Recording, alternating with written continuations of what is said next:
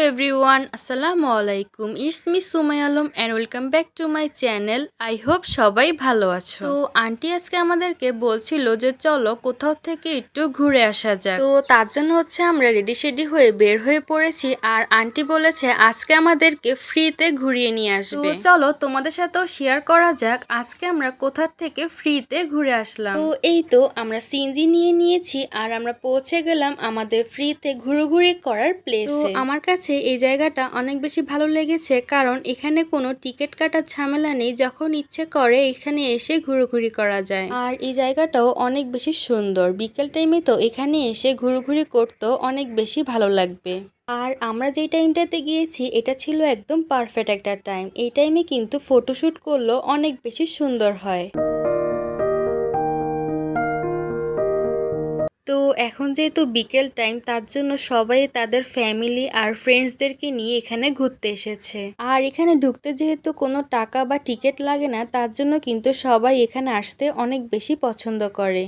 আর তোমরা কারা কারা এই জায়গাটাকে চিনেছো অবশ্যই আমাকে কমেন্ট করে জানাবে। আমার মনে হয় কম বেশি অনেকেই এই জায়গাটাকে চেনো। আর এই জায়গাটার নামটা কি অবশ্যই আমাকে কমেন্ট করে জানাবে। আমি কিন্তু তোমাদেরকে এই জায়গাটার নামটা বলছি না। আর এখন যেহেতু শীত, আর শীতের মধ্যে কিন্তু এ ধরনের জায়গায় ঘুরতে আসতে অনেক বেশি ভালো লাগে।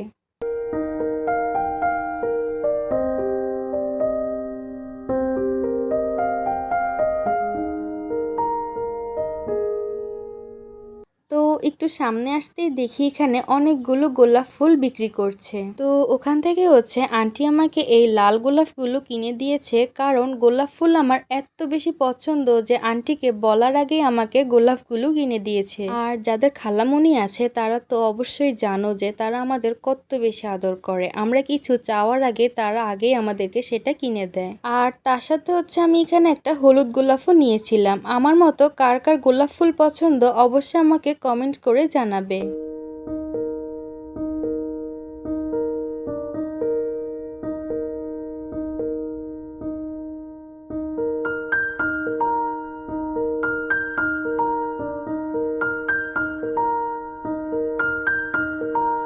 তো আমরা এখান থেকে বের হয়ে যাচ্ছিলাম আর বের হতেই দেখি রাস্তার পাশে চানাচুর মামা এত সুন্দর করে চানাচুর বিক্রি করছে।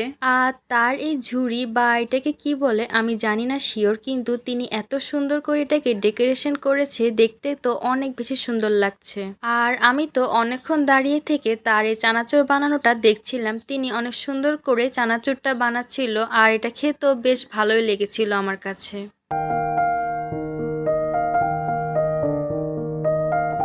তো এখানে আন্টি আমাদের জন্য আম ভর্তা নিয়ে এসেছে। আর এখন যেহেতু প্রপারলি কাঁচা আম বের হয়নি তার জন্য কিন্তু এখানে আম ভর্তাটার দামটা একটু বেশি ছিল।